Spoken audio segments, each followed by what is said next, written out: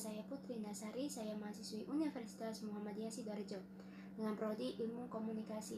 Di sini saya akan menyampaikan teori komunikasi dengan tema retorika, lebih tepatnya retorika menurut Aristoteles. Kita mulai dari sejarah dan pengertian dasar retorika. Pengertian dasar retorika merupakan salah satu cabang ilmu mempunyai peranan yang sangat menentukan dalam kehidupan bertutur. Menguasai ilmu retorika dan keterampilan dalam mempergunakan bahasa secara tepat dapat meningkatkan kemampuan dan dapat mengalami kesuksesan dalam hidup. Sejak zaman Yunani hingga Romawi sampai sekarang, para ahli filsafat dan ilmu pengetahuan mengemukakan pandangan-pandangan tentang retorika. Retorika modern, gabungan yang serasi antara pengetahuan, pikiran, kesenian, dan berbicara. Dalam bahasa percakapan atau bahasa populer, retorika berarti pada tempat yang tepat, pada waktu yang tepat, atas cara yang lebih efektif mengucapkan kata-kata yang tepat, benar, dan mengesankan. Sejarah retorika menurut para ahli. Syafi'i menyatakan secara etimologis kata retorika berasal dari bahasa Yunani retorike, yang berarti seni kemampuan berbicara yang dimiliki oleh seseorang.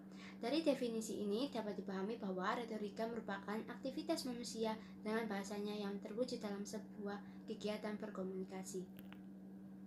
Adapun dari ahli sejarah lain yaitu Graf juga menyatakan pengertian asli retorika adalah sebuah telaah atau studi yang simpatik mengenai oratoria atau seni berpidato. Kemampuan dan kemahiran berbahasa waktu itu diabadikan untuk menyampaikan pikiran dan gagasan melalui pidato-pidato kepada kelompok-kelompok massa tertentu guna mencapai tujuan tertentu. Sesuai tema kita tentang retorika menurut Aristoteles, pada intinya, menurut Aristoteles, retorika adalah the faculty of saying in any situation the valuable means of persuasion, yang artinya kemampuan untuk melihat perangkat alat yang tersedia untuk mempersuasi.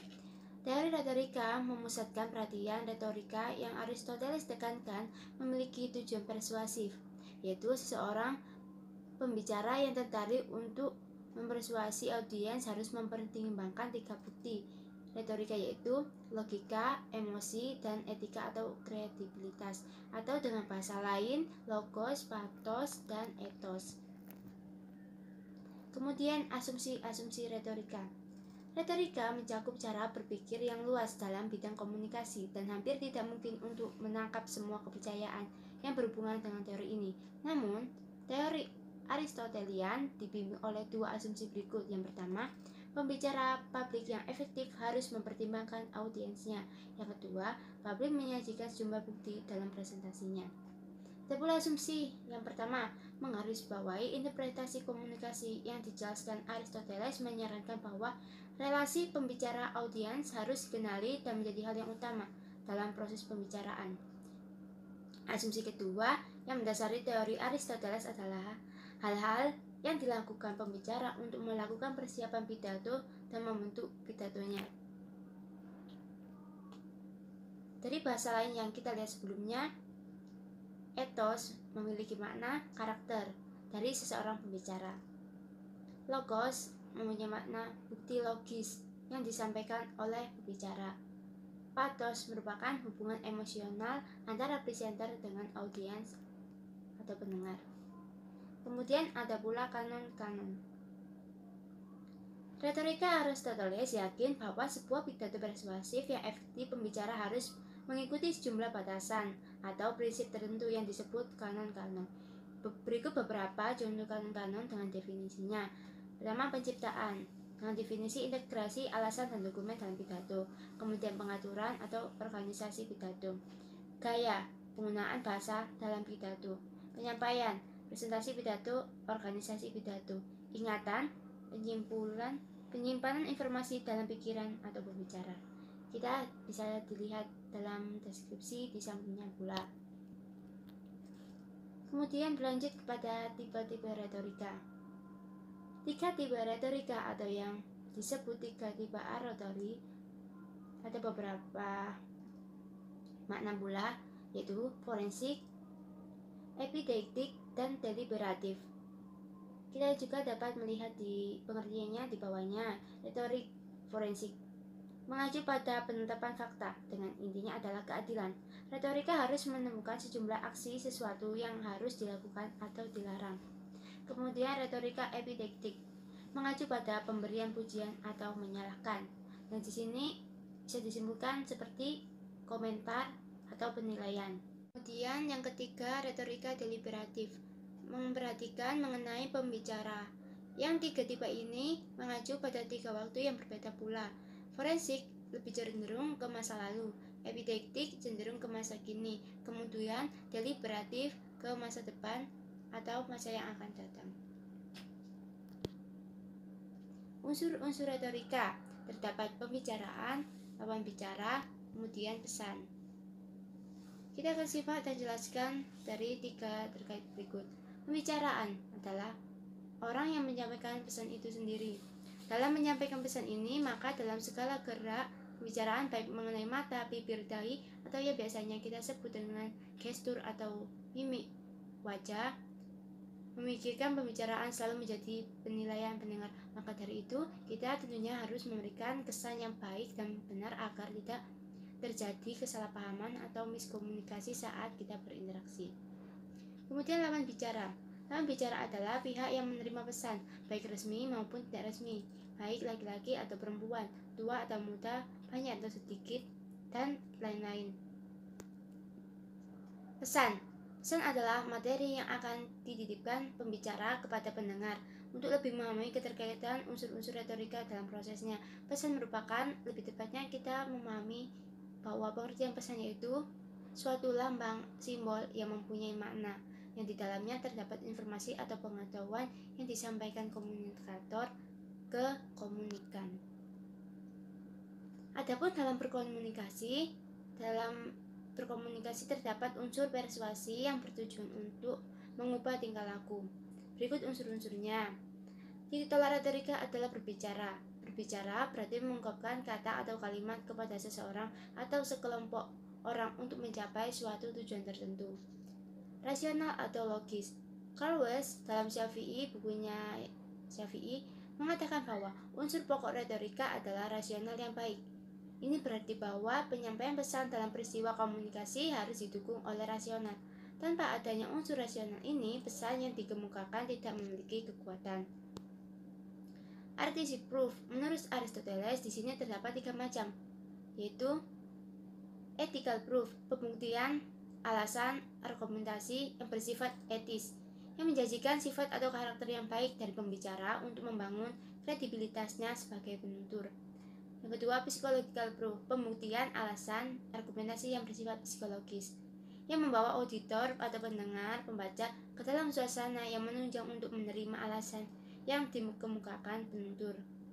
Yang ketiga, logical proof, pembuktian alasan argumentasi yang bersifat logis, yang membuat kasus yang dikemukakan atau muncul untuk membuat kasus yang dikemukakan dalam peristiwa komunikasi. Scott dalam bukunya yang berjudul The Speaker Reader's Concept in Communication menjelaskan 3 persyaratan etika yang harus diperhatikan komunikator dalam menyampaikan pesan komunikasi. Yang pertama yaitu bertanggung jawab. Dalam pemilihan unsur persuasif, menyadari kemungkinan berbuat salah. Seperti contohnya saat kita berbicara, kita harus bertanggung jawab baik dalam kesalahan saat kita menyampaikan atau kesalahan saat kita memahaminya. Kita harus bisa mempertanggungjawabkan agar tidak terjadinya kesalahan dalam berkomunikasi atau terjadi miskomunikasi. Lebih tidak mengenakan atau lebih ke arah negatif, yang tidak diinginkan adalah kesenjangan dan dampak negatif yang akan diterima oleh komunikan jika kita tidak bertanggung jawab dari apa yang kita sampaikan. Yang kedua, berusaha mengetahui dan menyadari secara jujur akan kerugian yang timbul sebagai akibat keangkuhan dan kecurangan diri sendiri. Dan yang terakhir, toleransi terhadap mereka yang tidak setuju terhadap apa yang kita sampaikan. Jadi di sini retorika mempunyai makna yaitu berbicara di depan publik. Tetapi tentu ada yang namanya feedback atau umpan balik. Umpan balik tersebut berperan dalam interaksi kita karena tidak semua pernyataan yang kita sampaikan akan diterima oleh pendengar atau audiens. Maka dari itu, toleransi dari sini yaitu dapat menerima pandangan atau seperti penyampaian dari komunikan lain atau audiens lain. Etika dan nilai-nilai moral. Aristoteles dan Plato dalam buku Solomon Robert menjelaskan etika berasal dari kata Yunani ethos yang berarti sifat atau adat, dan kata etika yang berarti kejadian. Jadi etika merupakan bagian dari pengertian dari ethos, usaha untuk mengerti tata aturan atau mentaati aturan sosial yang menentukan dan membatasi tingkah laku manusia. Etika meliputi semua tindak tanduk pribadi sosial yang dapat diterima. Kemudian diksi atau pilihan kata. Diksi atau pilihan kata memiliki arti yang jauh lebih luas dari apa yang dipanggungkan oleh jalinan-jalinan kata. Istilah ini bukan saja dipergunakan untuk menyatakan atau mengungkapkan suatu ide atau gagasan, tetapi juga meliputi persoalan fraseologi, gaya bahasa, dan ungkapan. Beberapa butir yang harus diperhatikan oleh setiap orang agar bisa mencapai ketetapan pilihan katanya yaitu: pertama, membedakan secara cermat denotasi dan konotasi. Yang kedua, membedakan dengan cermat kata-kata yang hampir bersinonim. Ketiga, membedakan kata-kata yang mirip dalam ejaannya. Yang keempat, hindari kata-kata ciptaan sendiri.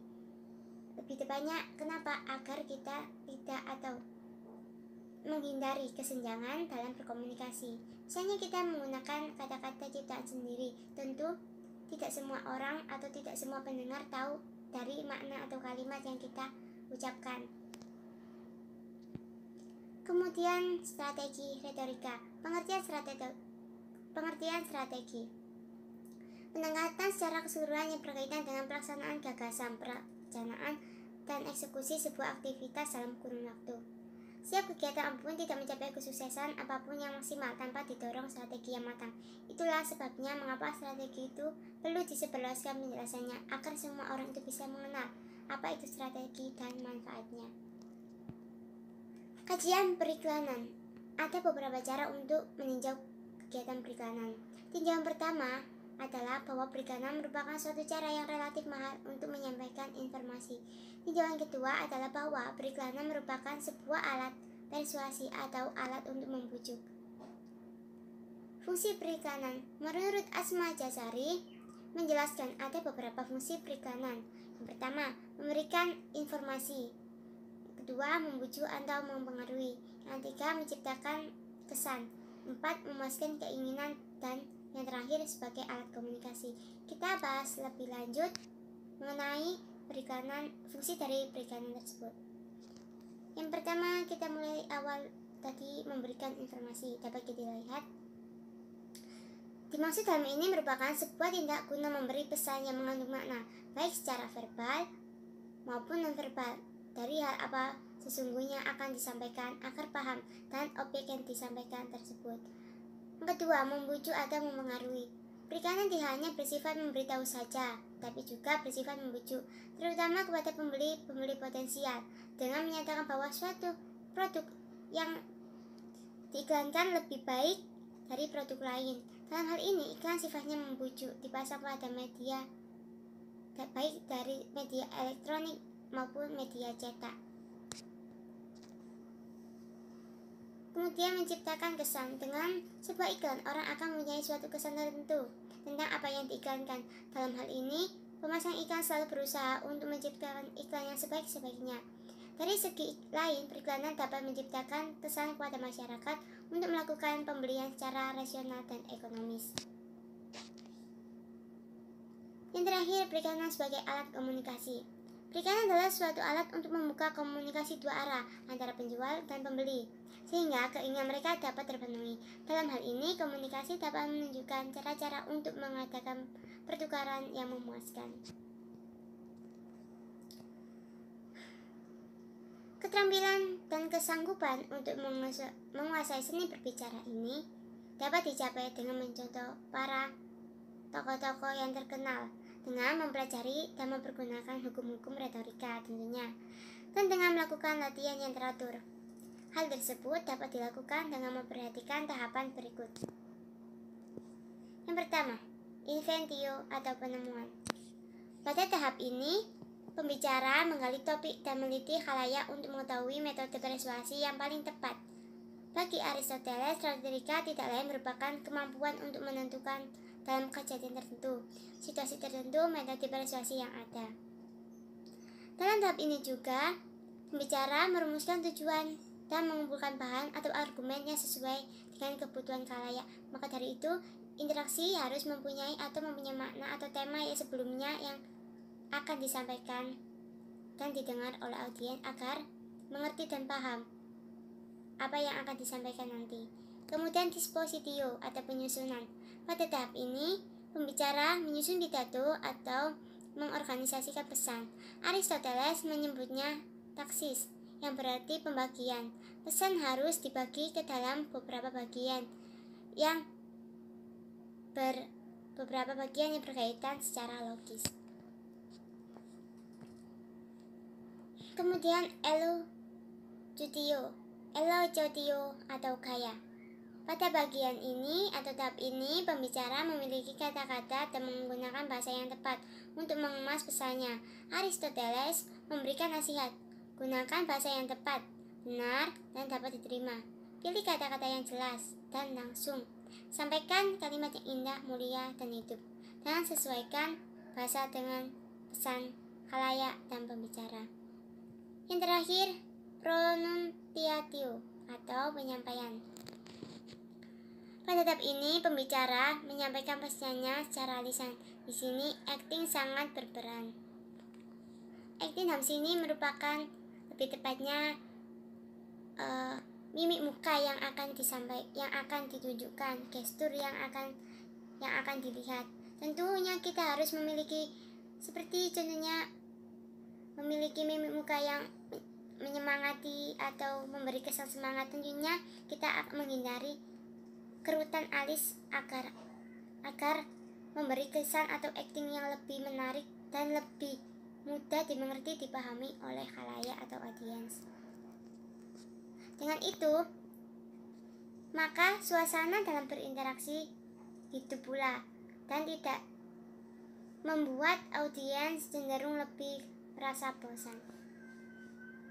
Oke, hanya itu penjelasan yang dapat saya sampaikan.